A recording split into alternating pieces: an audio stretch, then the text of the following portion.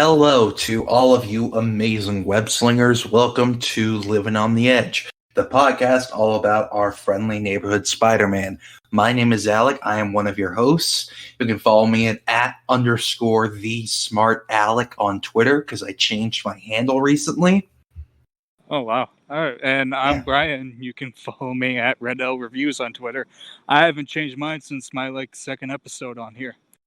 I changed mine because I didn't want to have my full name out there, but it doesn't matter because now it's in the previous episode. So I was about to say, it's how many episodes of you saying it on here already? Yeah, I didn't think that through, but anyway.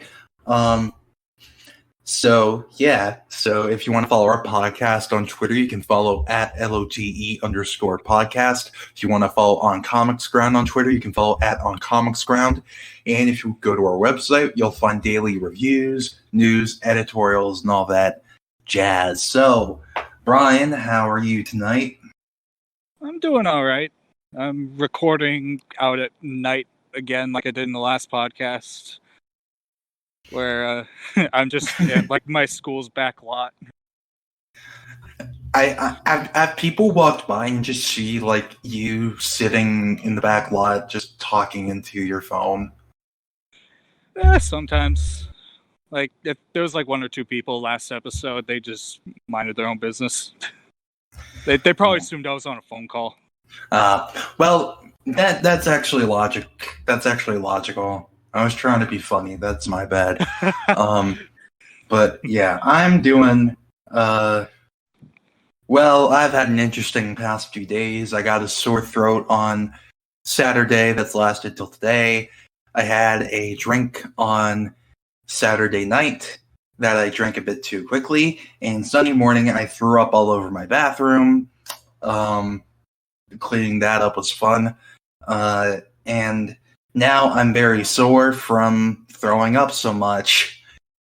Because believe it or not, I don't know if it's the same for everybody, but it's the same for. This is how it is for me. Whenever I throw up, intensely, the day after, my chest, back, and neck are all sore because I tense up so much. When it's bad, your muscles and everything do get really tense and rough after. Yeah, it's like you're screaming. I pretty much was screaming. Sure, people loved hearing that at 3 a.m. But yeah. So if I sound a little low voice tonight, it's just because my voice has been finicky the past couple of days, and I'm still recovering. But I wanted to get this episode out for you guys. I didn't want to leave Brian hanging all alone by himself. Yeah, thank you for that, because then I'd just be stumbling and into the microphone all night. You'd make the whole episode about Sins Past. That's what you would do. I probably would. It'd just be 20 minutes of me talking about that comic before I stop the recording. You do a live read-through of Sins Past. It's fucking ASMR Sins Past edition. Oh god, I don't want to think about that, especially with that scene. I don't want to think about that. I will devote 20 minutes of it specifically to that page. Please. Oh my god. But yeah. Anyway, if you're still listening after that. Yeah, if you're still listening, we got a fun big topic to talk about, but first we have some recent news. Not really any recent comics. Yeah, I think amazing. The only comics that have come out, I think, are the Daily Bugle one and the. We didn't talk about the third Abrams issue last time. Oh yeah, I forgot.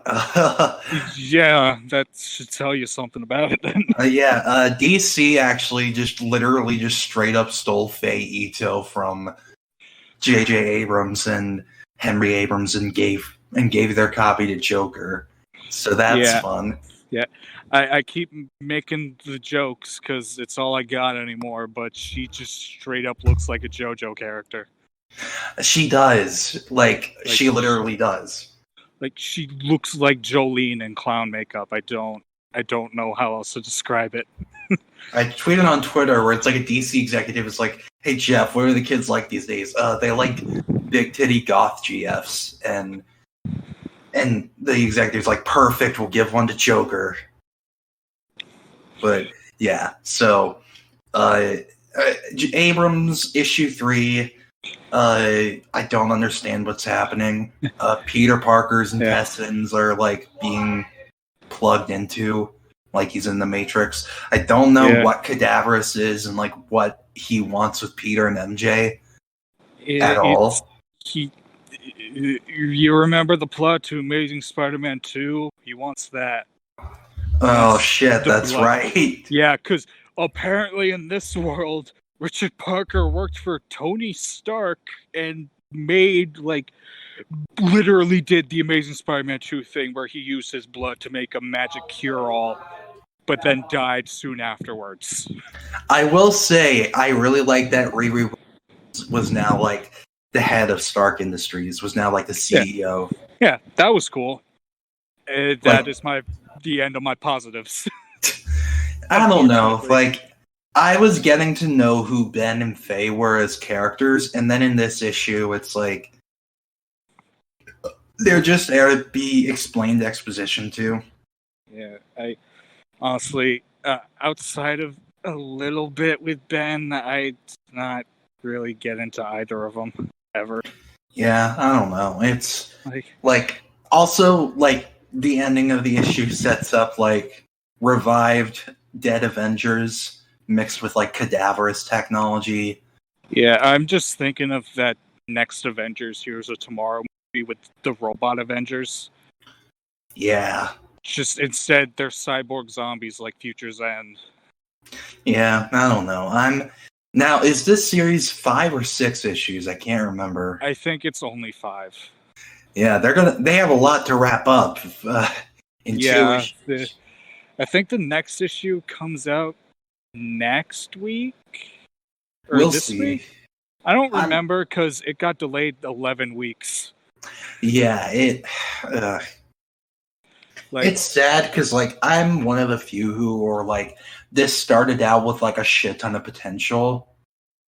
Like I really liked issue 1 and I still liked issue 2, but issue 3 was just kind of a jumbled mess.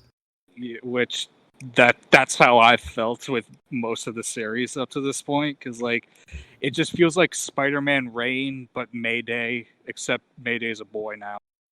Yeah, I don't know. We got to talk about Spider-Man Reign one day because there's enough. If you kids at home thought that Green Goblin fucking Gwen Stacy was weird, wait till you learn about the time Spider-Man and Mary Jane had sex. That ended in her death. But yeah, we'll talk about that one day, because I actually have a little bit of a soft spot for it, because mostly everything I like other than that thing. Like, that thing is just a one that, like, breaks. It's like the straw that breaks the camel's back. It's so tone deaf, it hurts. Yeah. I don't understand what they were thinking with that. I don't know. They just had to be edgy. Because Reign is essentially it's essentially Marvel trying to do the Dark Knight Returns for Spider-Man. It is 100% them doing Dark Knight Returns with Spider-Man. Like, I think even, like, they do the newscaster thing that Dark Knight Returns does.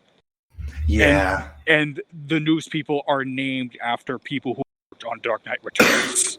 Okay, then, yeah, that I was thinking it was just, like, not, like, officially based on it, but, like, still clearly based on it, but now that you mentioned that, I'm like, okay, yeah. Yeah, no, they weren't hiding it. It is 100% what if we did Dark Knight Returns, but Spider-Man, and it's like, Dark Knight Returns works for Batman for a reason.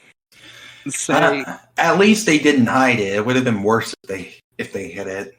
Oh yeah, no, if they tried to claim it as like their own completely original thing, that would have been stupid. Yeah, but okay, we got to get back on topic. We'll save Reign for a rainy day. I'm lonely. Anyway, so there's not really much else with comics. There was some Spider-Verse stuff, because I totally forgot that there's another Spider-Verse comic happening. That's right. I forgot about that. Damn it! I've been meaning to look at Spider-Man Noir is alive! Yay! Because they were thank stupid God. to kill. They were stupid to kill him off in Spider-Geddon. So like the Spider God resurrected him, Thank which God. explains his new miniseries. So yay! Yeah. And he's also got a new costume that's clearly based on the movie, which I'm not complaining because it's cool. The movie costume is a cool costume. So yeah, but so that's a thing. I think 39 Amazing Spider-Man 39 comes out this week. Yeah. But it's not out today. So that's that. So here's what? There was also a Spider-Ham, I think was a week or two ago. I know you're reviewing it. Yeah. It's okay. Like I hope you like animal puns, because that's like 80% of the jokes. One of my friends is obsessed with Spider-Ham. He's like the #1 Spider-Ham stan on Twitter. So I know he's like loving this series so far. Yeah. But it's fun. It's just kind of like, it's not bad. It's fun. I'm just always going to hear John Mulaney reading Spider-Ham from now on. Yeah, I'm in that boat now. Which isn't a bad thing, because John Mulaney is perfect casting for him. But 100%. Yeah. But anyway, we have some really interesting news that we're going to talk about real quick.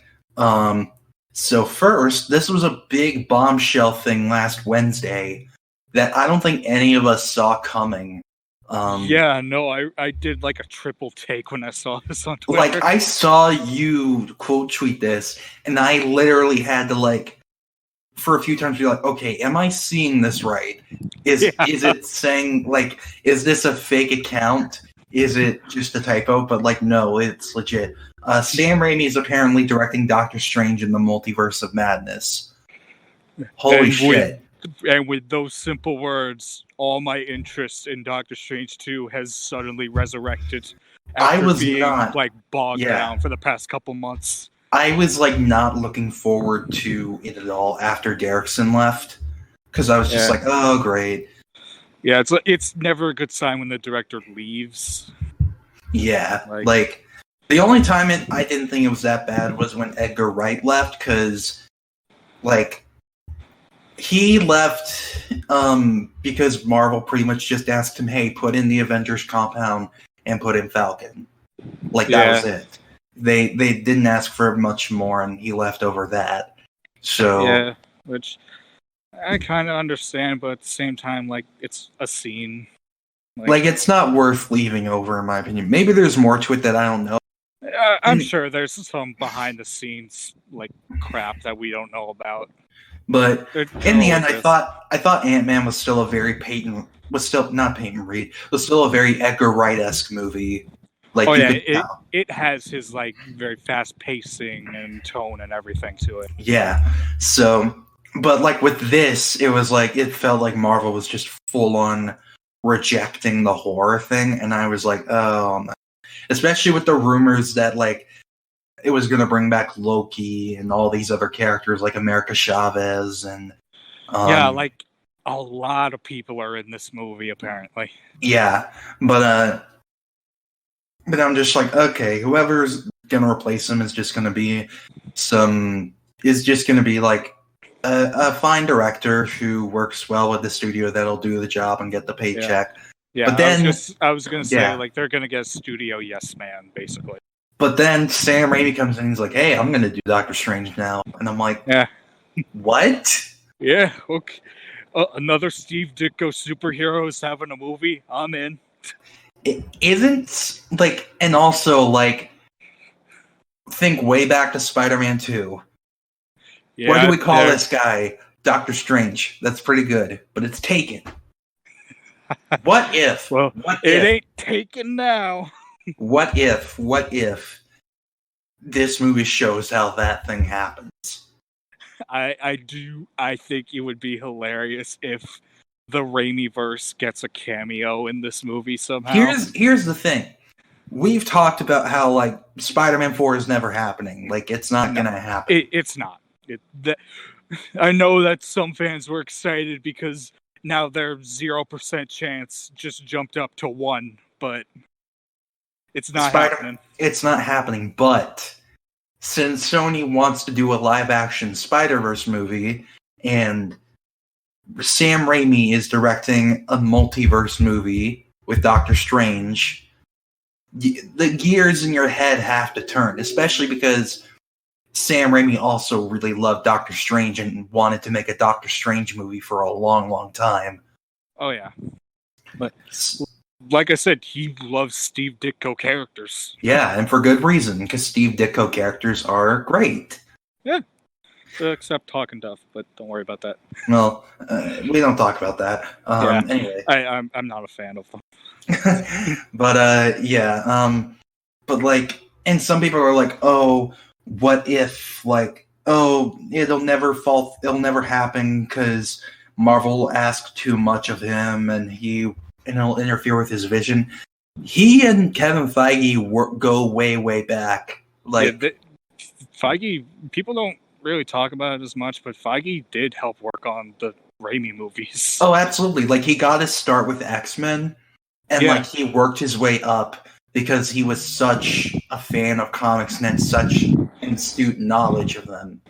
Yeah, like I feel like Derrickson, he probably did get like kind of screwed by studio interference, but I feel like with Raimi, they know to just let him do his thing for the most part. Yeah, like Raimi, I think, has enough experience within horror and fun lightheartedness that he can combine both. Yeah, like not even that, but I feel like he has way more pull and influence than Derrickson does. Yeah. Like, and this is not a dunk on Derrickson. I love Scott Derrickson.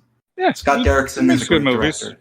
Like, I love Sinister. Sinister is a very good horror movie. If you haven't seen Sinister, you have to see it. It's really good and very unnerving and very well made. But don't see Sinister 2. Sinister 2 is awful. All right then. But Scott Derrickson is a great director. But I can't say that Sam Raimi isn't an upgrade. I can't. No, I have to agree. He's a much better choice in the long run. Just because, like, oops, sorry, I'm dying. But well, hold on for like the next hour, okay? Hold on. All right, but like I said, I think Sam Raimi has like a great thing of experience with fun and with horror. So I feel like he knows how to combine the two. And Scott Derrickson's history is mostly horror. So Like, all I'm saying is I'm all for Evil Dead, but with Doctor Strange. Yeah. And I feel like we're going to get something of that flavor. And like, while it's still right now just like in talks, it's pretty much confirmed because it's at the stage where when Variety reports it, it's like, okay, it's a done deal. Like they know what's up 9 times out of 10. Variety is like the best source for Hollywood stuff because they're never really wrong. Like when they said, like back in 2014, that Captain America 3 was rumored to be Civil War, they were not wrong in the long run. But and it was a better Civil War than the comics. Ayo. Oof, we'll talk about that one day. I kind of agree. But anyway, so Sam Raimi directing this movie is a really great decision, and I think Sam Raimi and Kevin Feige will work great together because I think they both respect each other's vision and pull. Yeah. At the very least, we know for a fact Feige definitely respects Raimi, because if he didn't, he wouldn't have worked with him on those movies. Oh yeah, especially with A.V. Arad breathing down their necks. Oh yeah, they know that hell better than anyone. Yeah, and Mark Webb. Mark Webb. Oh god, they should get him back just to let him be redeemed. Get Mark Webb to direct Doctor Strange 3. No. Get Mark Webb to direct Ant-Man 3. There you go. There you go. Or Fantastic Four. Who knows? Just as long as Peyton Reed doesn't direct Fantastic Four. Yeah. That's... I don't know. Yeah. Anyway, so yeah, I honestly think there is a better chance now that we might see a return to the Raimi-verse. Yes, there is a chance now. Even if it's just like a quick glimpse of Toby and Kirsten Dunst, a la Smallville and Crisis on Infinite Earths, then that'd be neat. Toby's like, I gave up my powers. My two girls, Annie Mae and Mayday. Yeah, there you go. I'll never forgive Peter Parker for naming his daughter Anime. This is your villain origin story. I'm gonna become the Joker. Oh my god. But yeah, so that's that. That's really exciting. Also, there was a Where is Spider-Man poster on the bus. It was either filming for Venom 2 or Morbius reshoots. There's been like conflicting reports. Yeah, so I saw that, so like at first when I saw this, I was like, oh shit, is Peter on the run? But then at the bottom it said find out more on the Daily Bugle. Yeah, on the Raimi Daily Bugle. Yeah, because Sony's lazy.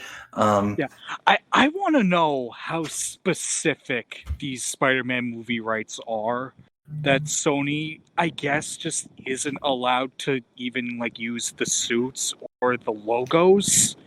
I don't know, because like the thing is, like, it might be that, but at the same time, I would not pass it off as just them. I wouldn't dismiss it just them being lazy, because that's true. But like, I want to know what's going to happen when Tom Holland inevitably shows up in these movies. Like, is he even going to be allowed to put on the suit? That's an interesting question. I think once he makes his own suit, like out of not Stark tech, then maybe... Please do that in Spider-Man 3.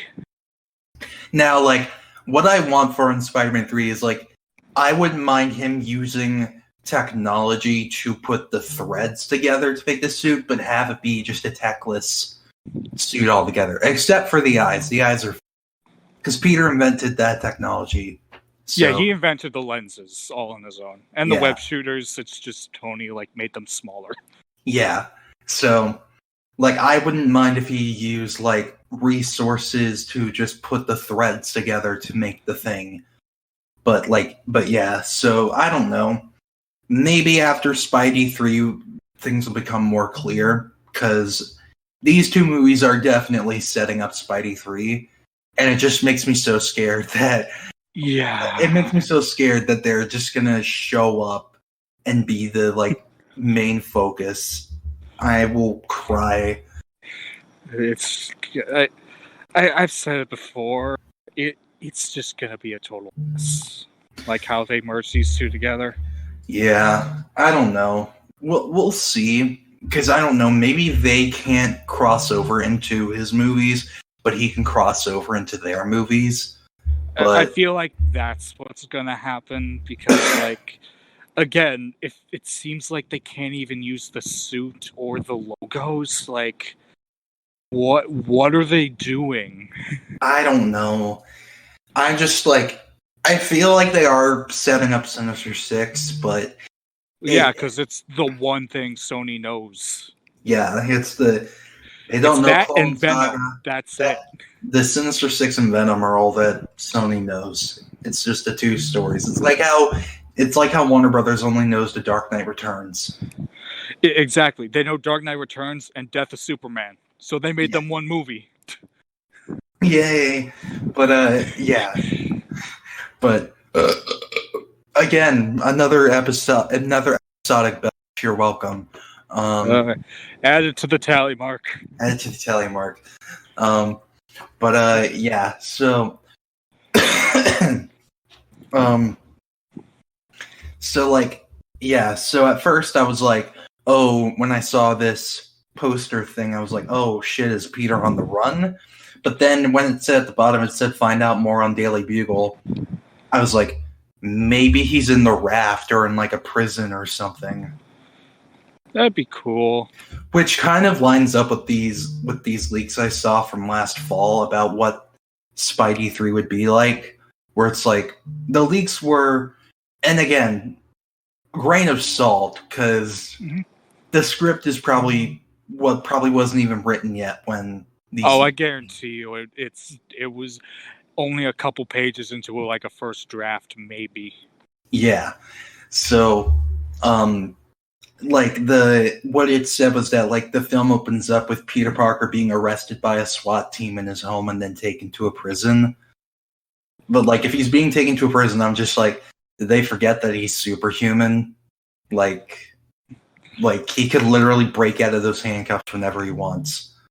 Yeah. So, like I feel like they're going to use the raft set again, and because they should. That place is cool. Yeah, which is why they're probably filming in Iceland, because that's apparently where they film the raft stuff in Civil War. But yeah, so it's either Peter's on the run or he's in some kind of prison. I'd kind of like it if he was on the run, and yeah, like I'd like it if maybe he was on the run for the first act, and the second act has him in prison. Yeah, and then the third act he's escaped, and he's like he takes on whoever the villain turns out to be. Yeah. Speaking of which, our last bit of news is apparently Kraven is now being cast. It's unclear whether it's for Spidey 3 or Kraven's solo movie. Please let it be Spidey 3. Yeah, please. Like, I'm just gonna like Kraven's okay. He's nowhere near interesting enough to carry a movie on his own. Like, I do not like that. I don't like that there's being like, oh, the Kraven solo movie is going to be Kraven's Last Hunt. And I'm like, why? Why?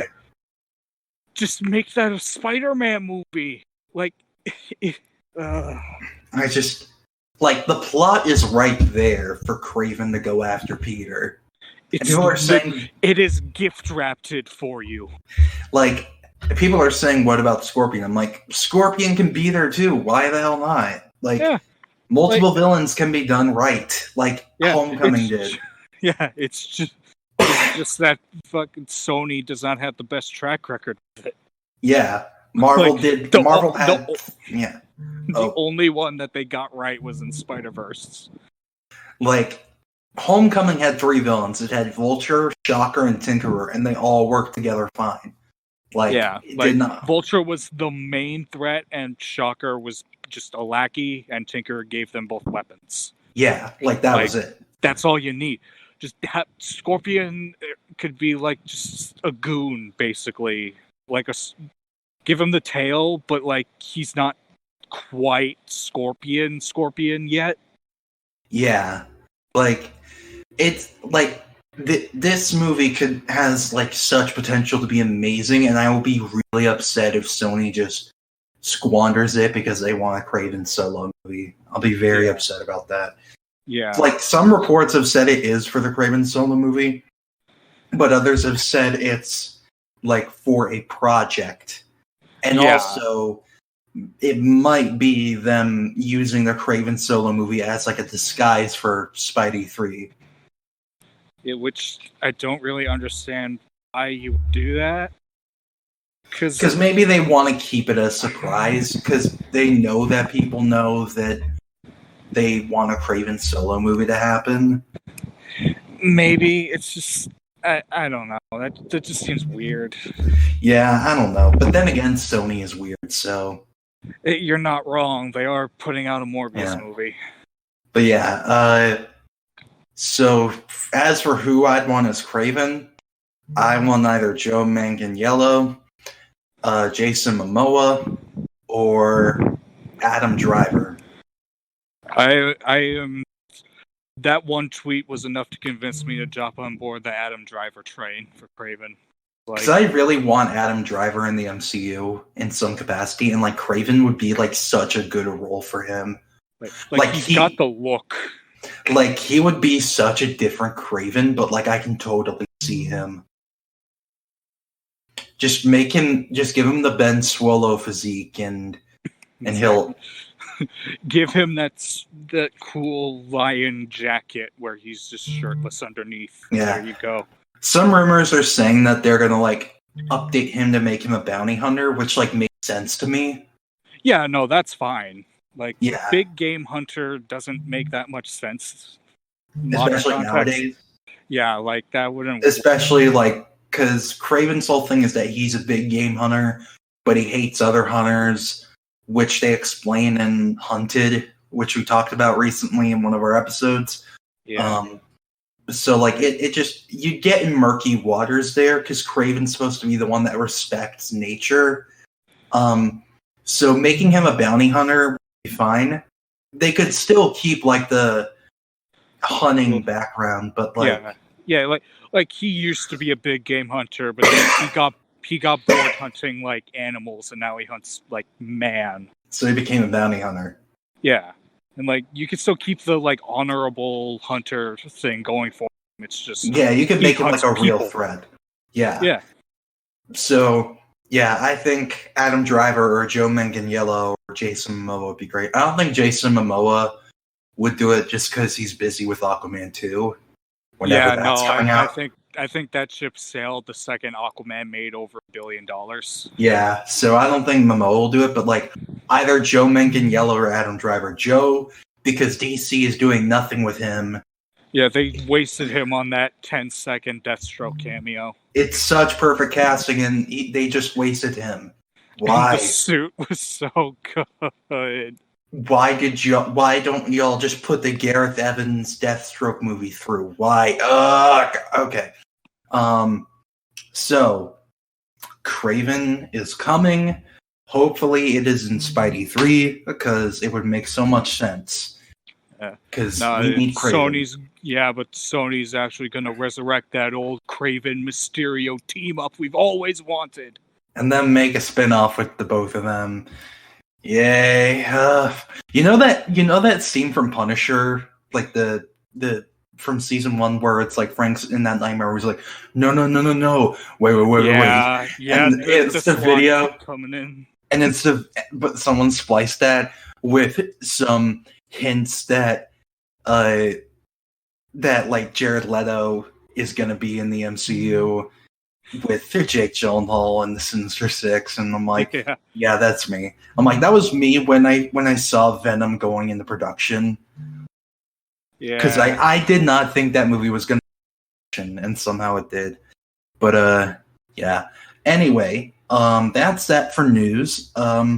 So now we come to our main topic, which is going to be pretty chill. I think it's going to be a good, fun discussion. We might ramble a little bit, but that's fine because it's a broad topic. When don't we ramble on this thing? Yeah, that's true. So we're going to talk about our favorite underrated Spidey villains. So I told Brian that, he's a big boy now. He's got his training wheels off. So I'm going to let him, lead the course for this topic. So if you are ready, Brian. All right.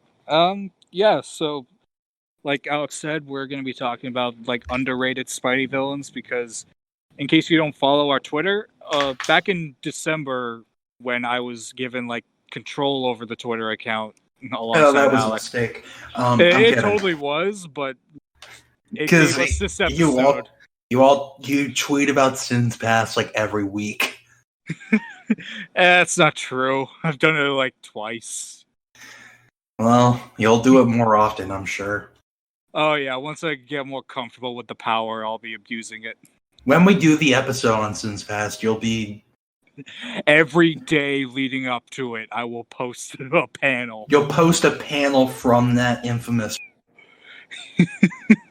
It will end on just Green Goblin's O face. No. Okay. You know that's what that is. I know. Okay, continue. This is supposed to be a wholesome podcast. It was never wholesome. Don't kid yourself. Yeah, that's true. But yeah, anyway, to get back on track, a while back in December, I made a tweet asking our followers, who's your favorite like underrated Spidey villain that doesn't really get used a whole lot and stuff, and we got a lot of responses actually. Yeah. Like, way more than I figured. Like I'm surprised when we ask like questions out there, we get like a responses, which really, makes me proud. It makes this old man's heart very proud. This old 20-year-old, 21-year-old man's heart proud. I have a great facial hair. I'm not joking. My mom, like... You might actually be dying. Who knows? Yeah. Who knows? I don't know how much time I have left, but yeah, no, I'm going to be bald in 5 years. It's going to be fun, but continue. I'm sorry. All right, well, while Alec goes through his midlife crisis. Anyway, so yeah, we're just gonna be here chilling, talking about some of our favorite underrated Spidey villains, and we'll also mention a bunch of ones that our followers on Twitter gave us a while back in December as like their answers to the question, and see like which ones were like the most popular among the least popular of Spidey villains. Yeah. So like, I guess I'll start with mine since this is my topic idea. Yeah. But yeah, we forgot to say it. This is your topic idea. You decided it. Yeah, you asked me the other day for ideas, and I threw out like just talking about like Clone Conspiracy or Spider-Geddon or something, and then throw in this. So it's like...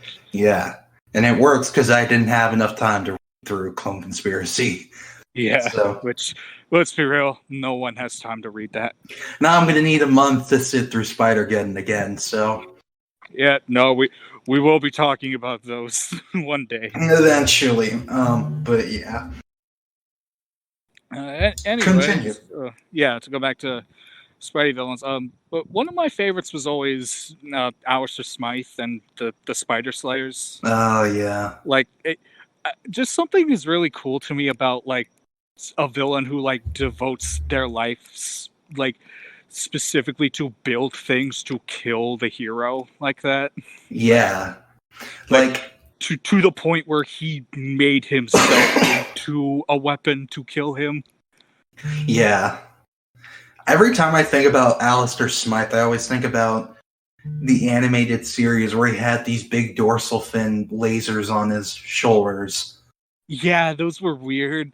I don't know how like I remember the beginning of the series where he was in his Professor X flying wheelchair thing, and then it was straight up the Professor X chair but gray instead of yellow. Yeah. And then like a couple seasons later he's like walking with the dorsal fin things. Yeah. Fighting Black Cat. I'm like, where did I missed a whole chunk of development between this and that. Yeah. It's like I don't really know why his dad insisted he needed the hover chair. Like, it's not like it did anything. It just I don't know. Who knows? Spencer Smythe is his father, right? Yes, that was. Yeah. He was the guy who made the Slayers in the first place. Then he died. Ish. I don't know what his fate was in the comics. I think he died for real, but in the cartoon he went into a coma. Yeah, I remember from that episode with like Spidey, Kingpin, and Black Cat and Smythe that his father was in like a cryostasis thing. He was in the Nora freeze tube. Yeah, it's been a long time since I saw that episode, but yeah. Didn't they cast BJ Novak to play Alistair Smythe in Amazing Spider-Man 2, and they just did nothing with that? I think so, yeah. I know Smythe was like a minute where he bumps into Max Dillon, and Dillon has the dream of like strangling him before snapping back to reality. Yeah, it's his Joker moment. It's straight up, it's a Joker moment. Yeah, but yeah, before Joker came out. Yeah, But yeah, no, I wish they would have done more with him because BJ Novak is a good actor. But yeah, but yeah, no, I really like Smythe, and honestly, before like the idea of Craven, I thought like he might be the villain for Spidey 3. Like they send the Spider Slayers out to go capture him or something. oh shit, that would actually kind of make sense. Yeah, like maybe don't have him be like the only villain, but I feel like he could be the guy to supply the main villain with like the goons in the form of the Slayers. I could see Spidey 3 having a team up between Scorpion, Smythe, and Craven. I could see that. There you go. He makes like Scorpion's suit, and he supplies Craven with the drones who are Spider Slayers, and like shit. I think I just made the pitch. We're golden. We're golden. Okay, Sony, so hire me. Hire us. I worked on this too. Yeah, I will give you credit. Thank you. But yeah, no. I have a lot of favorites. It's hard to say like which ones are underrated now because underrated has just like changed a lot in terms of its meaning. Oh yeah. If I had to choose like a main one, I'd go with Shocker because Shocker is just such a lovable goof of a villain. He is there's nothing bad about him. Yeah, and like there's times in the comics where he like legit tries to be a guy. Yeah, that's right. He did the Sandman thing where he tried to be good or something, didn't he? Yeah, something like that. I gotta check back into it, but like he's not the worst thing ever. He's like the Captain Cold to Spidey's Flash, is what I'd say. He's Captain Cold, but less effectual, basically. Yeah. But like, because like the key difference is Captain Cold can totally beat Flash if he tries hard enough. Yeah, that's true.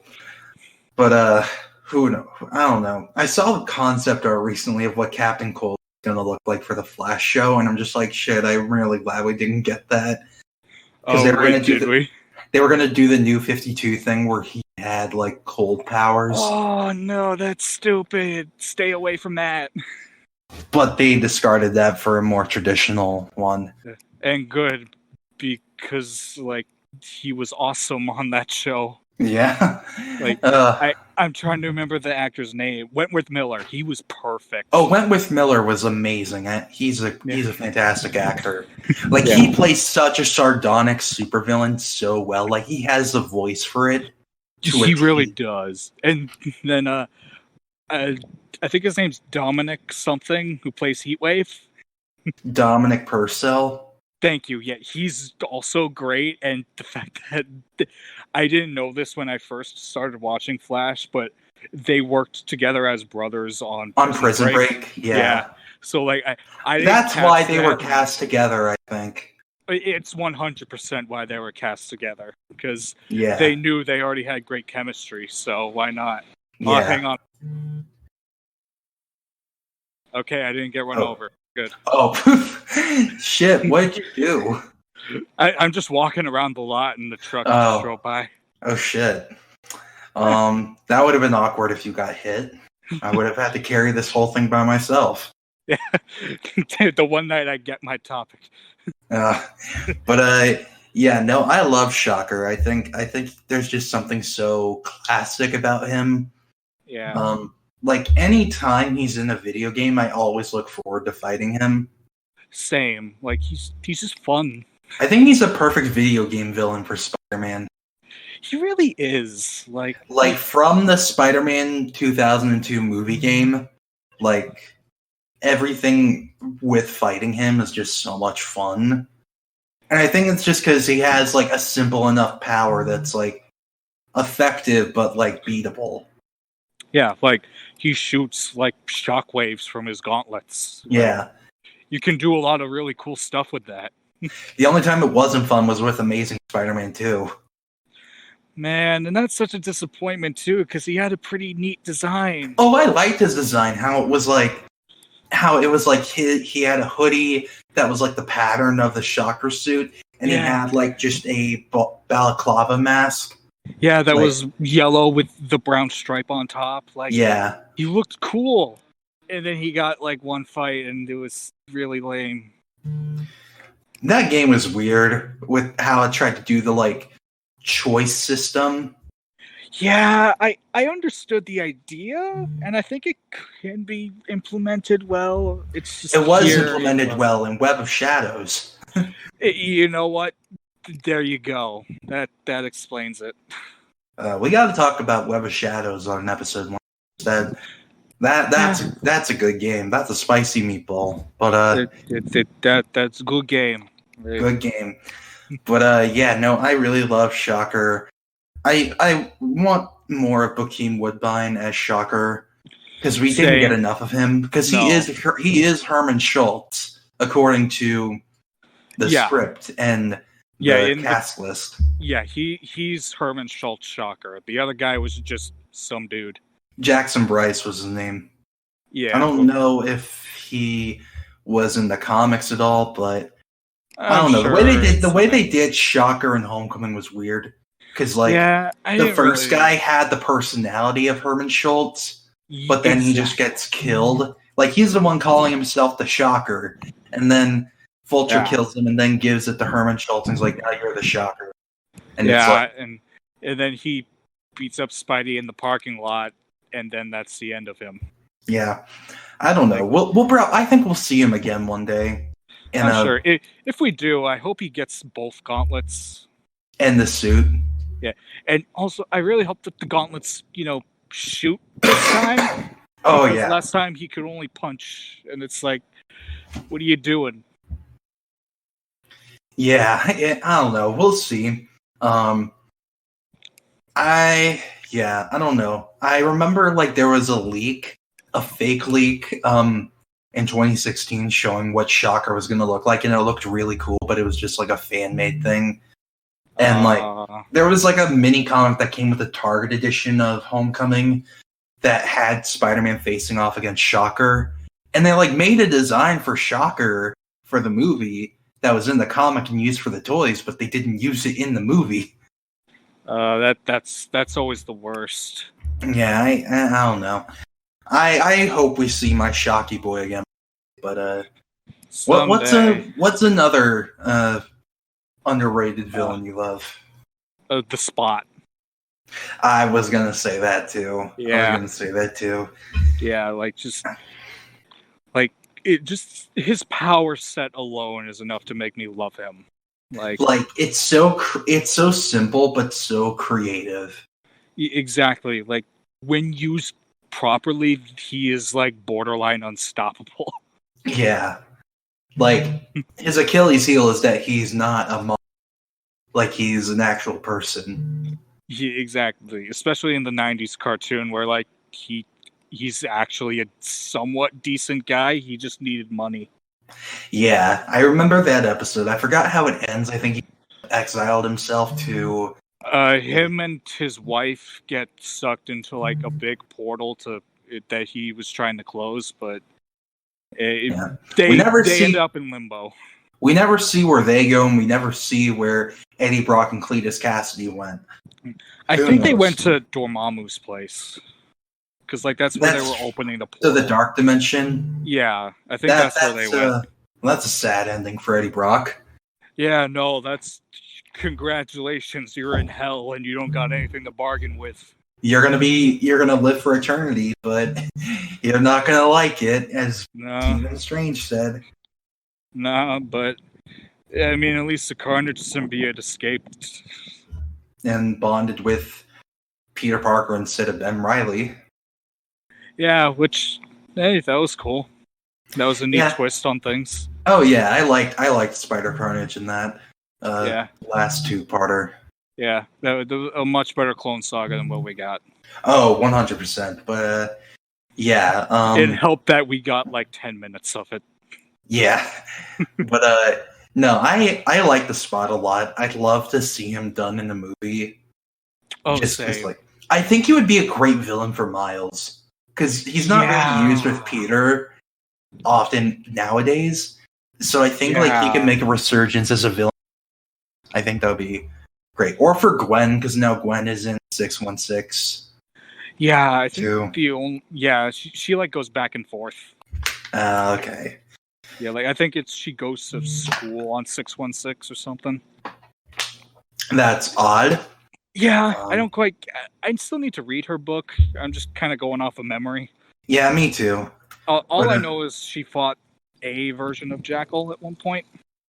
That was like herself? Or no, that was the Gwen Goblin. Oh, it was? Yeah, it was like a Gwen Goblin. Oh, okay. I thought it was like Jackal or something. No, well, that was during Spider-Geddon.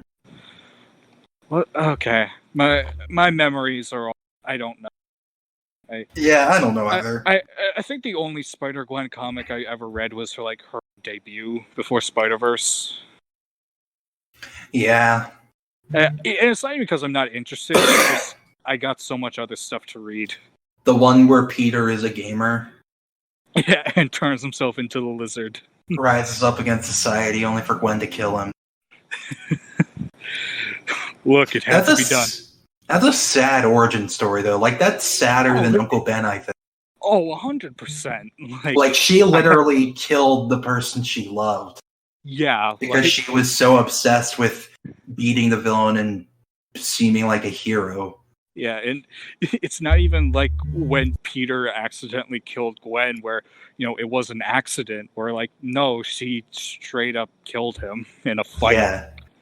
Oh, like, God. She probably didn't mean to kill him, but she did with her own bare hands. She didn't hold back. She didn't pull her punches.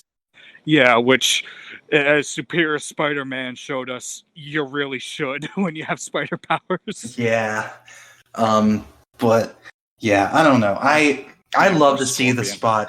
Oh, God. I'd love to see the Spot show up one day again. But, no, he'd be cool. I do agree that I feel like he'd be a great villain for Miles, because, like, Miles needs a rogues gallery, and it's not like Peter's using him. Yeah, because, like, I love what they're doing with Miles now, but, like, they haven't really built up a rogues gallery for him specifically. Yeah, all he's got right now are Ultimatum and Ultimate Green Goblin. Yeah. I still don't know what's going on with that. Well, do you know who Ultimatum is yet? Or? Ultimatum is 616 Miles, right? Yes. Okay. I was wondering if you knew that or not, but yeah, that, like, and it's cool because, like, he has a bunch of the Ultimates gear and stuff. Like, he has the Ultimate Iron Man armor, the hammer axe thing. Yeah, he's got Cap's shield. I think he's got Black Widow's, like, stingers. Like, yeah. Wasn't Black Widow, like, actually a shitty person in the Ultimate Universe? Like, she... a lot of people were. Well, like, but she, like, actually betrayed all of her friends and then died and made a sex tape with Tony Stark for some reason. I was about to say, only thing of Ultimate Black Widow I really remember is the sex tape. Which, hooray, edginess. Yeah, it's Let's not even talk... That's not even the weirdest thing about, the Ultimate event, about the Ultimates. Quicksilver, Scarlet Witch. Let's not open that door. Alright. We've opened Sins Past. That one's just too much. Yeah. But, no, like, I like the Spot a lot. I think... God, what's another one that I really love? I'm trying to think, like, outside the box, but it's hard.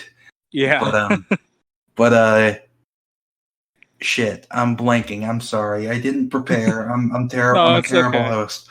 That's okay. I didn't really prepare much either. I thought it would have come to me. I thought my knowledge would have warped into me, but it didn't. Oh no, Mendel Strom. I think he's a pretty good underrated villain. Oh yeah, he's the guy who made Scorpion, isn't he? I think. I remember that from the 90s cartoon. I don't remember his villain name.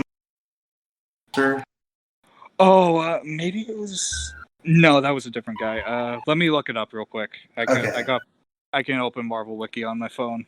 But yeah, like, in Back to Basics, which was like the first story arc for the for Nick Spencer's run on ASM, Mendelstrom was the main antagonist, and he was creepy and scary and. Yeah, he was like the cyborg, wasn't he? Yeah, that's Mendelstrom. Yep, I found him. He also helped Norman Osborn in Spider-Man 1 and then was thrown through the glass and killed. His villain name was Gaunt. Gaunt? Gaunt. I thought it was Robot Master. Oh, that's his new one. Oh, okay. Yeah, I thought I was just really bad. No, good. He became a Mega Man villain. Don't worry. Good. Because Gaunt is not good. No. But yeah, no, Mendelstrom is a good one, I think. I'd like to see him in more stuff. Yeah, and a little fun fact about Strom is originally that whole cyborg thing he has going was originally going to be given to Harry. Ooh. Harry was going to be like resurrected as like a cyborg zombie goblin man. That would have been weird. That would have been too weird. So they gave it to the guy who made the Green Goblin in the first place. Yeah. I saw this thing on Twitter that said like, if Harry is Kindred, I'm gonna do this or whatever. I'm just like, well, he's not gonna be Kindred because if he is, I'm gonna scream into my pillow. Yeah, it better be Gwen or like that's always been a problem with Spidey villains. Whenever their identities are revealed, 9 times out of 10 it sucks. And I'm just hoping because like there's so much going for. There's so much. Like I want Kindred to be somebody we know, but like won't expect. Exactly, which. I don't know anymore. It's like if it's Harry, we know him, but like that's so expected. If it's a character if it's like Peter's unborn child, it's like that's something we didn't expect, but that's not somebody we know. So like we have no connection or emotional investment. But yeah, I don't know. But no, Mendelstrom, he's a good one. He's a creepy little motherfucker. He got killed by Kindred in episode 5, so not episode 5, issue 5. Yeah. Boomerang. He was in Empire Strikes Back. Oh yeah, Boomerang. He's not a supervillain anymore, but I love Boomerang. He's a lovable goof. He's been great in this run. Like he saves what would normally be really boring issues for me. Oh yeah, like. It's fun because, like, he's still, like, just kind of an asshole, but he's, like, genuinely trying to be a good guy. Yeah, like, he's not evil, he's just annoying. And it's not, like, he's not showing any hints of betraying Peter for selfish reasons or anything. Like, he's just... No, like, he genuinely seems like he wants to be a good person now. Yeah, especially after everything with Secret Empire. Yeah, Man, that was such a nothing event, wasn't it? Yeah. All that came out of it is Fisk became mayor, and then Steve Rogers came back. Is Nazi Steve Rogers still like in the underground area thing? I think he got arrested. And he's imprisoned? I think he's in prison somewhere. Okay. That whole thing is just weird. I don't understand. It just that whole thing just shouldn't. I don't know. It just. I don't know. It was weird because like at first Nick Spencer was like, "This is not mind control. This is not brainwashing. This isn't an alternate universe version of Cap. This is legitimately Captain America." And he should not have said that because the next issue was like, "Oh, he's being mind controlled." The very next issue, he's got his memories altered by Hydra. Now, is it like Nazi Captain America is like the original real Captain America, or is it just a bullshit thing concocted by Red Skull? Because I remember the beginning of Secret Empire was like in the Marvel timeline, the Nazis won the war, and the Allies found the Cosmic Cube and used it to undo everything, including Steve Rogers being a Nazi. Okay, that was the story that Red Skull and Hydra created when they mess with Steve's memories. Oh, okay. So Hydra's plan is, get Steve Rogers to collect like a genuine cosmic cube and then make that reality real. And then Steve just like kills Red Skull. Oh yeah, he throws him out like a helicarrier or something because like he sucks. Yeah. And All right. he was basically useless after they took away Professor X's brain. Okay, you lost me at that part. There's a lot that I need to catch up on. He got psychic powers from Professor X's corpse. Like he dug out his brain and put it in his brain. Oh. And then he became Red Onslaught and messed with everyone's moralities, and then he stopped. Now I'm even more confused than before. But it's okay. Welcome to comics, people. Yeah. We gotta get back on topic, but no. Mendelstrom and Boomerang. I like Boomerang a lot.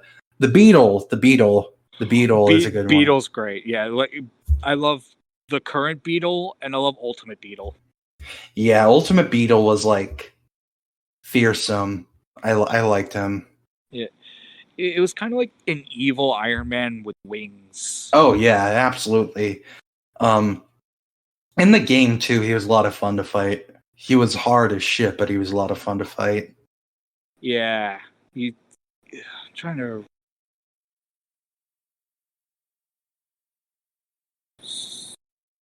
I got lost on Captain America looking on the wiki for the answers to your question. Good. So you're good. You're good. I lost my train of thought.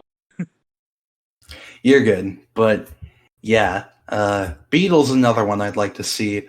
But I know that they do a Tony Stark thing with him. Yeah, 100%. They have him be. He's like some old Stark employee. I saw this funny tweet like last summer when Far From Home came out, where it's like the next villain in the next Spider-Man movie is going to be like, I met Tony Stark 10 years ago. He shit in the toilet next to me and stuck up the bathroom so much. I'm going to get revenge by committing genocide. I think I remember that one. That's like a golden tweet. Yeah.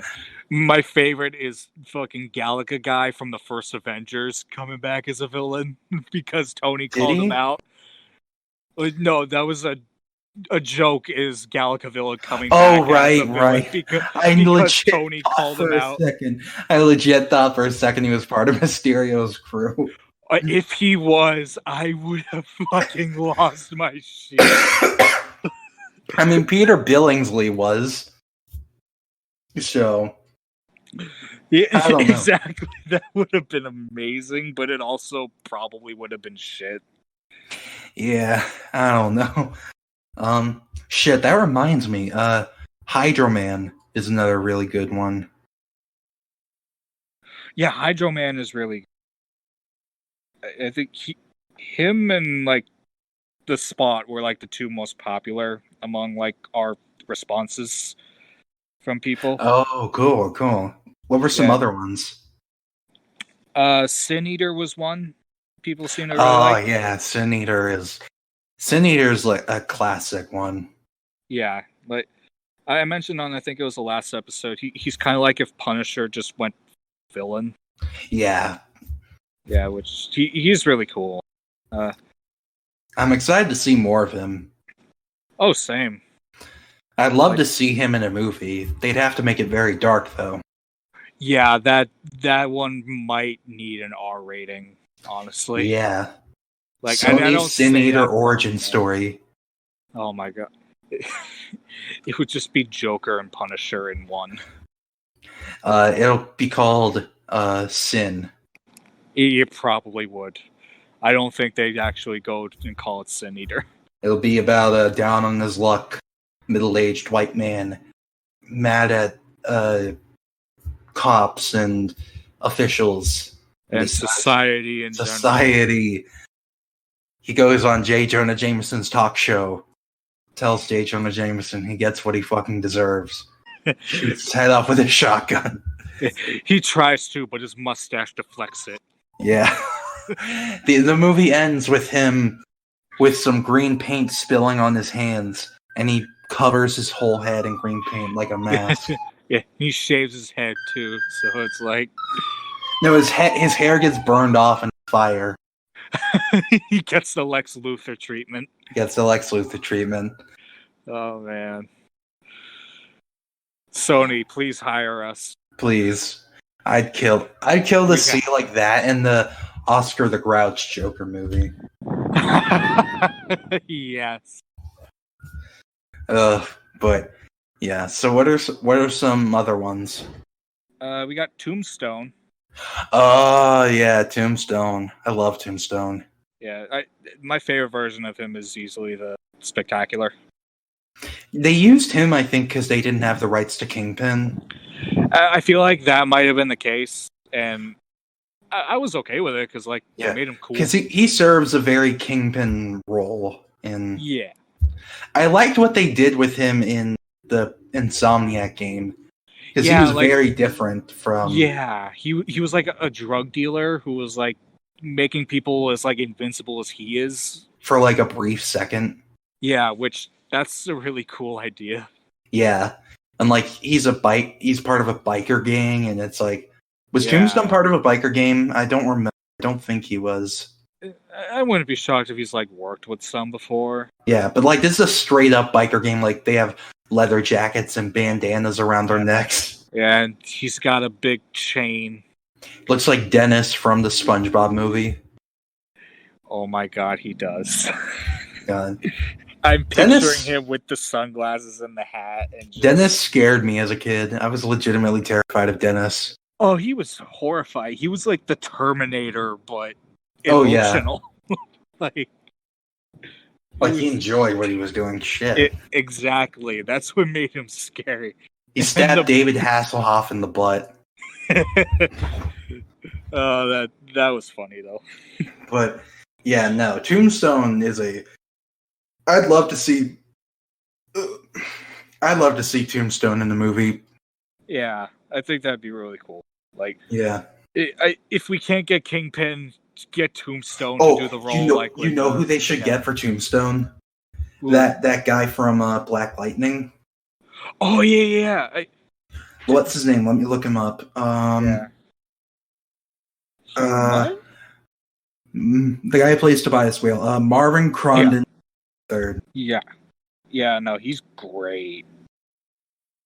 Like he would make a great Tombstone. Yeah, I feel like he might have. Didn't he do him in the Insomniac game, or am I just crazy? Did he? Wait, like he has a very distinct face. He played him in Into the Spider-Verse. That's right. He did. That's shit. I knew there was like a connection. I knew. Shit. But now he can't play Tombstone in live action. And that's sad because Tombstone in the movie was paid dirt. Yeah, he really was. He was just a lackey for Kingpin. That's like one of the only things I don't like. Tombstone only had like one or two lines. And was a lackey for Kingpin. Yeah, I feel like he was gonna have a bigger role, but they cut out his scenes. Yeah. Like that's one of the only things I don't like alongside the use of Mary Jane in the movie. I was okay with Mary Jane in that movie. What I didn't like was that she knew that Peter was Spider-Man. They've been together for years, and somehow she doesn't know that Kingpin is the one who killed him. Yeah, which... Yeah. What I would have preferred is if she was with the whole movie. Yeah, maybe. I don't know. That's just my opinion, but that's just me nitpicking. Spider-Verse is still a fantastic. Oh, yeah. Let me see. Is there was Sorry for all my coughing, by the way. Oh, it's good. To all of you listening. Not to you, Brian. I'm not apologizing to you. It's good. I'm sorry. That meant to be a joke. I am sorry. No, you're fine. Thank you. You're already dying. I'm not going to give you shit. Well, aren't we all dying slowly but surely every day? Yeah, but you're dying faster right now, so. Yeah, that's true. I got the coronavirus. Oh dear. No, I don't. Watch I do. I just... Okay, now I'm knocking on wood. There, you knock on it hard as you can. Can y'all hear that? Yeah, I definitely can. Okay, good.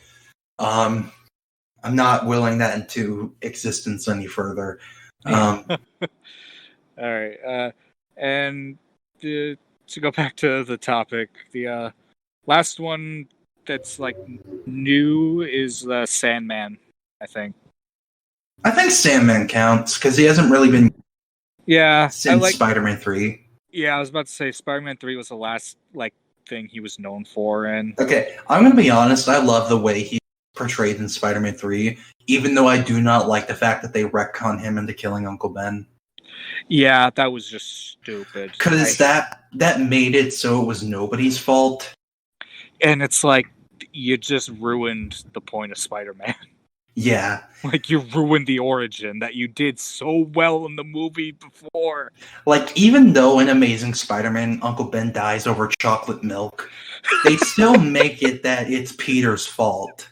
He dies over a couple of fucking pennies. He literally does, like, over 2 pennies for chocolate milk. Then again, I love chocolate milk. I'd let my chocolate milk. I'm joking. Uncle John, I love you. You annoy me sometimes, but I love you. Your life is worth more than chocolate milk, don't worry. Debatable. Anyway. I was like the dude just runs away, trips, drops his gun, and Uncle Ben just goes, "Ah!" And then he gets shot. Why does Uncle Ben go after the gun? I don't understand. I didn't get to talk about this I forgot to talk about this when we did the episode covering both Amazing Spider-Man movies, which I did with James and Godzilla Mendoza, which you can listen to if you scroll down on Spotify or Apple Podcasts. Yeah. And if you watch the YouTube version, you'll probably see me in the comments because that was back when you guys did Twitch streams. Oh yeah, that's right. Twitch. Sandman I really like. I'm glad that they didn't just say that the one in Far From Home was actually Sandman. They didn't say that. Like, all they were just like Easter eggs. Yeah, exactly. Like the term elementals and Sandman, Hydra Man, Multiman, those were all like just, they weren't even named. They were just like Easter eggs. Like the Morris Bench thing was just an Easter egg. Yeah, but they were never named in the movie itself. That was just for marketing. Yeah. But yeah, like Sandman, I would have really preferred if like Spider-Man 3 centered around Sandman. Yeah, like if you cut out Venom entirely, then it's like make the movie not about the symbiote. Like take out the thing of Sandman being the actual killer. You would have gotten like a really heartfelt story about Peter having to literally because Sandman is not an evil guy in that movie. No, he's trying to help his daughter. Yeah, exactly. Who we never see again in the entire movie. No. She was supposed to be in like a different cut. In the editor's cut, they have that scene that was filmed with the sandcastle. Oh yeah. Which, by the way, it was so cool watching the editor's cut because I'm like, this is footage that we have not seen in like 10 years, and now it's in the movie. I just wish we'd get like a full-on director's cut because there was so much cut out of Spider-Man 3. It's insane. Like, I'm not shocked. Peter and Eddie were supposed to have more scenes. Like they were supposed to bump into each other on the street at night. I remember reading that in Wizard Magazine. You remember Wizard Magazine? That's a throwback for all of you. Oh, yeah. I had Wizard Magazine for Spidey 3. It was like the March issue, I think. And it had a photo of Peter and Eddie meeting on the street. And when I saw the movie, I was like, where was that scene? And I thought I just hallucinated it, but I didn't. Nope, it's just gone. Yeah, there was supposed to be a totally different ending where like Sandman's family came because he was trying to kill Spider-Man. Yeah, and they talk him out of it. Yeah. Which, to be honest, I like this version. I like the movie version more because we get this good catharsis between him and Peter. Yeah. Even though it's built on stupid foundations. Yeah, much like many of Slott's later Spider-Man stories, it's built on shitty retcons in order. Yeah. I really shouldn't rag on him because he has made good stories before. It's just after Superior Spider-Man, his book just went down the tubes. And I'm in the minority of people who doesn't even like the idea of Superior Spider-Man. Yeah. Now, I would have liked Superior Spider-Man if it was like 6 issues. Yeah, no, it needed to be way shorter than it was. That was its biggest problem. It lasted for over a year, right? Yeah. Yeah. I think there's 6 trades of it total. Yeah, that's way too much. Because I've explained it on this podcast before, but I cannot stand stories where an evil person takes over the hero's body and nobody else knows. And once that person is done being in the hero's body, the hero has to work with the consequences like they were the ones who did it. Yeah. I'm fine with it when people know. Yeah, when people figure it out early on, then that's fine. Yeah. Nobody really figures it out early on. They don't figure it out till the final fucking trade. Which says a lot about how much... Well, it doesn't say a lot about how much characters know about Peter. It says a lot about how much Marvel thinks characters know Peter. Yeah, the only one who figured it out was Carly Cooper, and she gets turned into a goblin before she could tell anyone. Not even MJ figured it out? No, she knew something was up with him, but she just distanced herself. She didn't look into it or anything. She's just I'm gonna go run my nightclub that was owned by a super... and then get attacked by vultures. Oh, God. Okay, we gotta talk about that. Yeah. Yeah, we really should. Yeah, Sandman is I remember when Tobey Maguire was talking about how excited he was to face Sandman in Spider-Man 3, because for those of you who don't know, Tobey Maguire did not grow up reading Spider-Man comics. He wasn't really a fan of comics, but he agreed to do Spider-Man because he really liked the script. But then he read the comics and became a fan, and Sandman became his... I don't know if it was one of, or if it was his favorite villain, but he was really excited for Sandman to come in, and now I wouldn't be shocked if that's a big reason why he was in the 3rd movie at all. Oh no, not at all. I think he was in because Toby wanted him to be in. Well, that's what I mean. I feel like that was a big reason why he was in the movie. Yeah, no, I was agreeing with you. Oh, I thought you said no, it was because of this, which is what I said.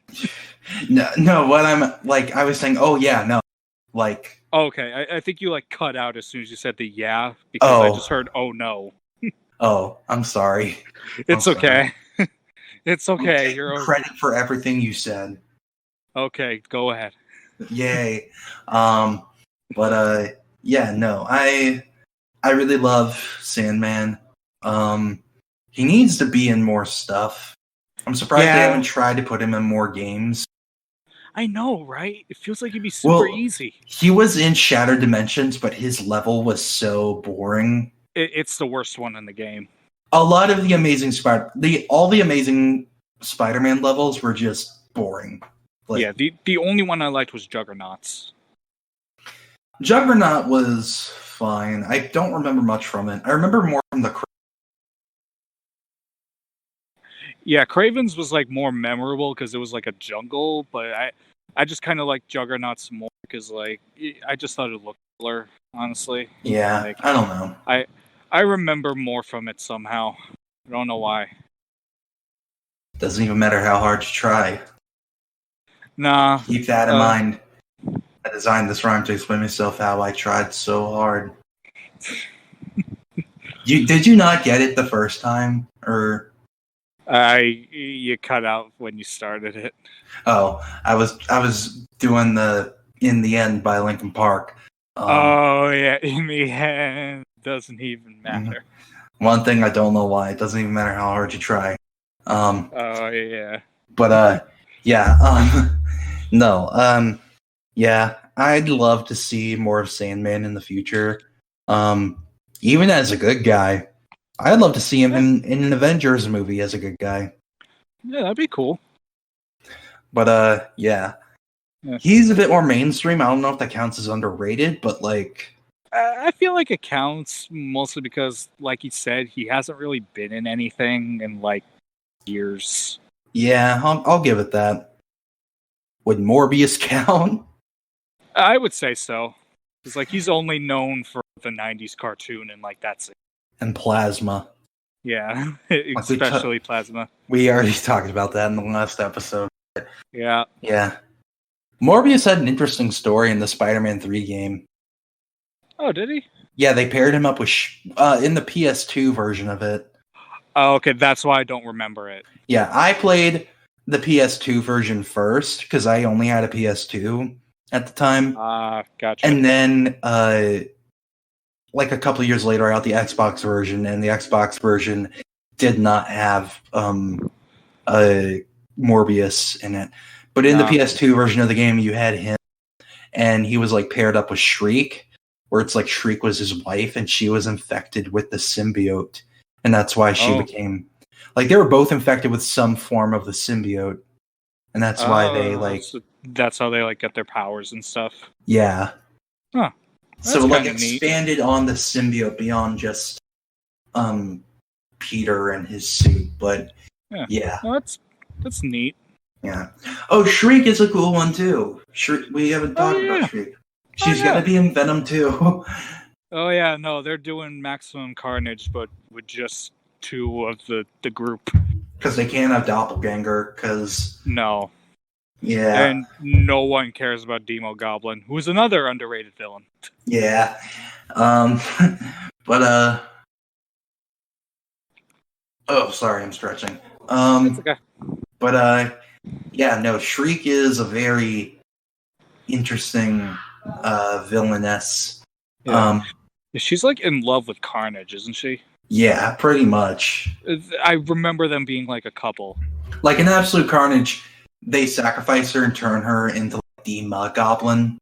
Oh like, yeah, that's right. In one of the tie-ins. They combine her and Demogoblin. Like it's basically Shriek, but with Demogoblin's powers. Yeah, that's right. And she looked cool, so they had a lot of smoochy smooch. Yeah, I don't even know how that's possible with the sharp teeth Carnage has. But anyway, I don't question it. Yeah, but yeah, no, we'll see how they do with Shriek and Venom 2. I still can't take Woody Harrelson as Cletus Cassidy seriously whatsoever. No, and I never will. Yeah, it's just it's miscasting. I love him, but it's just miscasting. Yeah, no, I cannot agree with this casting at all. It's just I like Jackie Earle Haley was right there, and they just refused. Like he's just standing there, do something menacingly.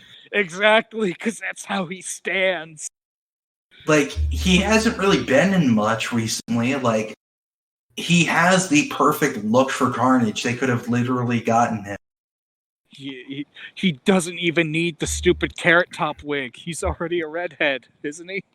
Yeah, like just give him his look from Watchmen and then literally just take him from Watchmen and call him Cletus Cassidy instead of Rorschach. And he was always my fan cast for Carnage since I was a little kid. Like, yeah, since I was a kid, I wanted him for Carnage, especially after the Nightmare on Elm Street. Which, say what you will about it, but he was very good in it as Freddy Krueger. He was a good choice for Freddy, I will agree. I did not like that Freddy in the movie. I thought it was interesting how they lean. They lean more into the psychological scarring of the main characters from Freddy Krueger. Yeah, which I get, but like all of them repress their memories. Yeah, well, I don't know, but it's just I don't know, but I think the alternate ending of the movie makes it better. If you've seen the alternate ending where it's like he gets rid of the burned face and turns back into Fred Krueger, where it's like without the makeup. Oh. Because I think it's a good departure from the original, because it makes it more personal and scary. Huh. But yeah, I don't know. I like the Nightmare on Elm Street remake. I'm the only one who does. But anyway. Yeah, probably. But anyway, yeah, no. Shriek is a very good one. Yeah. Are there any others we're missing? Because I know we're missing a bunch. Oh yeah, we're definitely missing a lot. Big Wheel. We forgot Big Wheel. I'm kidding. Oh my, yeah, no, we need. There was also a Overdrive. I don't know much about Overdrive. All I know is he drives real good. He's Dominic Toretto. Exactly. If he was a supervillain, like, there you go. Which they're close to being superheroes in the movies. They're straight up superhuman. Like, doesn't he catch a car in the new trailer? Yeah, no, he straight up catches one. Like, they do not give a fuck anymore, and I'm that they stopped giving a fuck when Dwayne Johnson flexes out of his cast and picks up a minigun. I have not seen that, but now I need to. It's glorious. I'll tell you that. Oh boy. But yeah, we got there's two more, and then from our viewers. All right, there's a Scorpion was brought up. Scorpion? Yeah. I consider him underrated, if only because he's never used properly.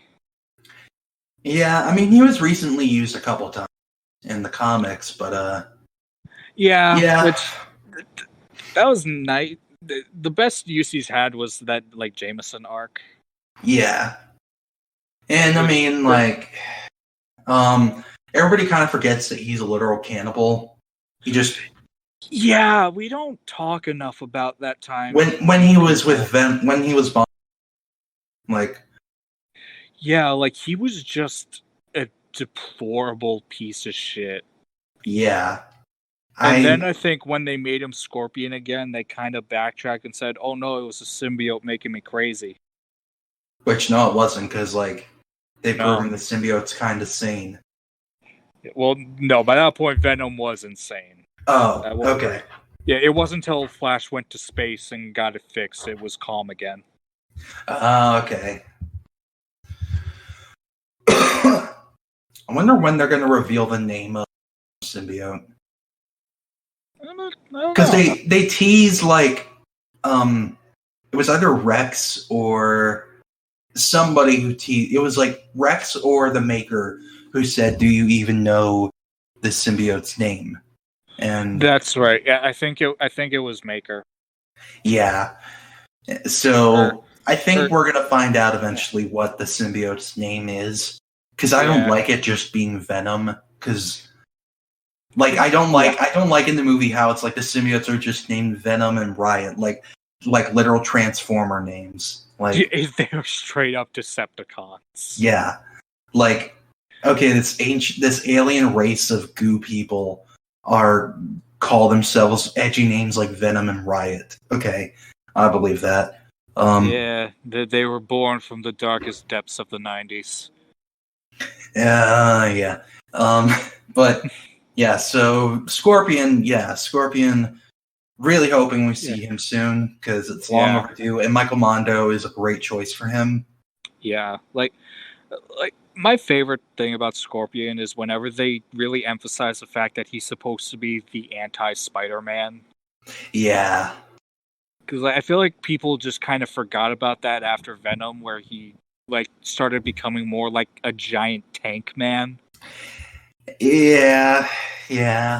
Like, I never liked the big, bulky Scorpion designs. I thought they all looked bad. The design in the Marvel Spider-Man show on Disney XD is terrible. Oh, man, all of the designs are really bad. Like, it's literally borderline false advertising. Like, honestly, the promotional art by Patrick Brown is fucking phenomenal. And the episodes don't match it at all. No, like, not even a little bit. The only one that looks kind of like himself is Miles, because his design is so simple.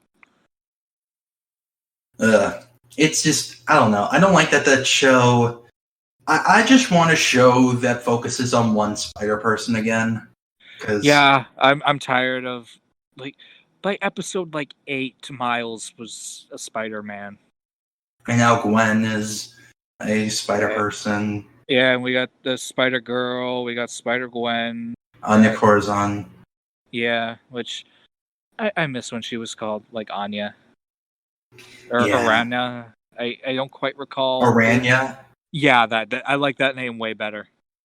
Because that's the Spanish name for arachnid, right? Yeah. Yeah. That's just cooler to me than Spider-Girl when we have, 3 of those. Yeah. I don't know. I just, even if you give, it doesn't even have to be Peter Parker. Just make a show where it's, one Spider-Person, and that's it. Yeah, exactly. Anyway, we've gone off on that rant. Yeah. Last one is Chameleon. Yeah, I forgot. I thought of him earlier. I forgot the. Yeah, he's the first Spider-Man villain. Oh yeah. Aside from the burglar, he was the original. I would not mind if Spidey 3, a combination of Kraven and Chameleon. That'd be kind of neat. Because it was the same guy. One of the supposedly. Oh no, not the same guy. I mean, they're both in the movie as two separate people. Yeah, okay. Chameleon is more of a mental threat and Yeah. threat to Peter's reputation, and Kraven's a more physical threat. Yeah, I could see that. They're just about to clear Peter's name as Spider-Man or whatever. They're gonna, and then Chameleon screws it all up. Yeah, that. Oh god, there's so much I want from this movie. I don't want it, but yeah, I have faith in them. I trust in John Watts. I trust in Kevin Feige. I just need a good movie. That's all I need. I feel that. But no, Chameleon, they teased him with Dimitri in Far From Home. Yeah, you can't name a guy in a Spider-Man movie Dimitri without us thinking it's gonna be Chameleon someday. Oh yeah, especially since he's a spy, working for S.H.I.E.L.D. and whatever. Yeah, so it's definitely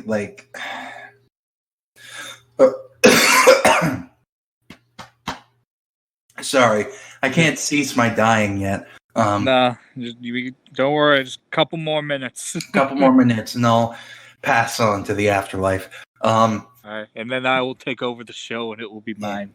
Yeah, it's okay, Alec. You can rest now. Yeah. Dun, dun, dun, dun, dun, dun. Just have everybody on Non Comics Ground be at my funeral, have James be the one in the background, like Nick Fury, just striding out. I will create that Getty Images tribute. Don't worry. Thank you. Oh, thank you. I'll get Celine Dion in the music.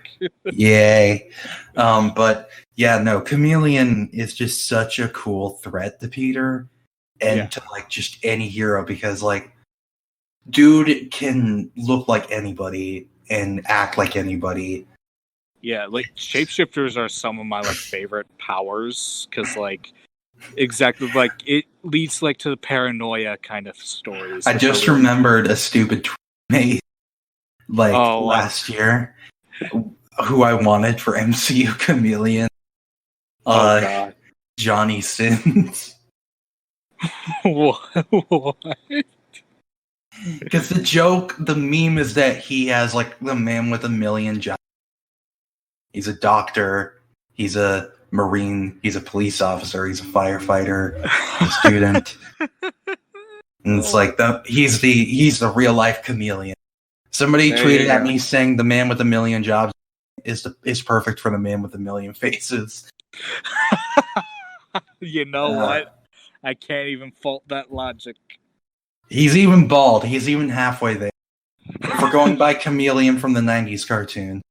There you go. Just paint his skin white and don't have him talk. Yeah. Oh god. That was the stupidest tweet I ever made. But I still stand by it. But no, Chameleon, they got to include him soon because he is the first Spider-Man villain. Yeah, no, he deserves his due. They had him in the XD cartoon and had him voiced by the same person who played Uncle Ben, Patton Oswalt. Which Patton Oswalt is great. Patton Oswalt is great, by the way. Oh yeah, definitely, and I like him as Uncle Ben. Like that's a good idea. Oh yeah, just as Chameleon, that's no. I don't know. Chameleon's design in it is weird. Yeah, it's like I get what they're going for with it. It's just the way the mask looks is wrong. Yeah. Like the lines on it make it way too like angular, but like I don't know how to describe it. It's just something looks wrong about it when it should be okay. Yeah, I don't know. That's like 90% of my problems with the designs on those shows. Like, if you just tweak a couple little things, it is almost good. Yeah, oh god, I don't know. I remember I had so much hope in that cartoon, and then it just... And then it came out. Which, by the way, the shorts that came out at first detail fine. I mean, I thought he was a bit annoying, but like I thought it did that thing pretty well. Yeah, no, it was a neat idea. Like, I like the idea of like emphasizing the science aspect. To be educational. Yeah, not even just that, but just like as an aspect of Peter, because like that's something that gets glossed over a lot of times is that he's stupid smart. Yeah. The MCU movies have done a good job of not glossing over that, I think. Oh yeah, no, like just little things like him making the web fluid in science classes enough. Oh yeah. I just want to see Peter like in the stage of like Iron Man 3 where it's like he has nothing, he's on the run, he's got to work with what he has. Ugh. He'll run into his own Harley Keener one day. It'll just be Harley Keener again. He hasn't changed a bit, even though he clearly has. Yeah. They just CG him as the kid version from Iron Man 3. Thank God. Yeah. I'm mutuals with the guy. If y'all don't know, like, based on the joke of, like, the kid from Iron Man 3, because everybody was like, when Endgame came out, everyone was like, oh my God, is that the kid from Iron Man 3? Like, yeah, no. And then it was. But yeah, no. His own Harley Keener will be Miles Morales, I'll call it. Yeah, honestly, yeah. I was gonna make the joke, but then you said it's just gonna be Harley Keener again, and I'm like, yeah, probably. Yeah. But no. Yeah, Chameleon is it is so underutilized, and I just him and Kraven together in Spidey 3 would be amazing, in my opinion. Yeah. Honestly, I do want like a story in the comics where like Chameleon knows who Spider-Man is and uses that to his advantage somehow. He did, I think. There was one in the late 90s. Mary Jane. You cut out as soon as you started explaining it. There was one in the late 90s, early 2000s. I can't remember if it was part of the Straczynski. It was probably part of the Straczynski run because it was when Aunt May knew Peter was Spider-Man. And Chameleon tried to, pull one over on her, and she laced his cookies with arsenic and knitted gotcha right before he passed out. Okay, that's great. Yeah, that's pretty great. They've done it before, but they could definitely do it again. Yeah. But yeah, I think is that it? Is that about it? I think so. There's not really any new responses, I don't think. Okay, well, this episode ran very long. But yeah, well, that's what happens when there's like 50 million Spider-Man villains. That's true. So, Yeah, no, thank you all so much for listening today, or, well, whenever you listen to this, because this was fun. This was a nice, chill episode, and we should do more ones where it's like we ask you guys questions and talk about your answers. So, yeah. And if you ever want a shout out on here, feel free to let us know. Yeah. Pay us royalties and we'll do it. Kidding. Subscribe to our Patreon. And no, we don't have a Patreon yet. Maybe someday. But yeah, no. So Brian, any last words for the night? Not much. Just go read Spider-Man Fake Red. Yeah. We got to do an episode on that soon. I got to read that. 100%. I just caught up with like the latest chapter, and it's really good. I saw the thing about how the person he had a crush on turns out is gay and is in love with another girl, and he's like fully supportive of her, and like like, thank you, because we don't need another sob story of what do I do? Like just. I think my favorite thing about it, besides like that whole scene, was the fact that the main character's name is You, and like Spider-Man is known as being like the super relatable hero, where you can put yourself in his shoes. That's kind of smart. Literally naming the main character You is fucking brilliant. That's a good play on the Japanese. Yeah, that's the benefits of having a Japanese main characters. You can do stuff like that. There was a Spider-Man manga from like the 80s or 70s that I read like 20 chapters of. It's so different from... Oh, yeah. I think it's like the same name as in Fake Red. Like, I know it's the same first name. Maybe. I'll have to look at it. Yeah, I know the guy's name is You. I just don't know what the last name is. Yeah, but it's not Peter Parker who's Spider-Man. It's this other guy. And he he commits manslaughter on the brother of his pen pal, and she's like, "I will not rest," because her brother is Electro. In this universe, that's never brought up again after that first issue. The rest of the series is just Spider-Man moping about in high school, barely using the suit, and like dealing with bullies and sexual assaulters and stuff. It's very different from the comics. Yeah, that's a very different Spider-Man manga than what I've been reading. Yeah, it would be interesting to talk about one day. I gotta read it so we could talk about it one day. But anyway, this was a fun episode. Thank you guys so much for listening. Once again, I'm Alec. I'm one of your hosts. You can follow me on Twitter at _the_smartAlec. I'm Brian. You can follow me at Redo Reviews. And if you want to follow our podcast on Twitter, you can follow at LOTE_podcast. If you want to follow On Comics Ground on Twitter, you can follow at On Comics Ground.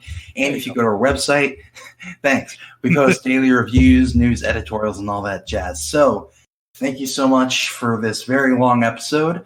We will see you guys in the next one. Bye. Bye.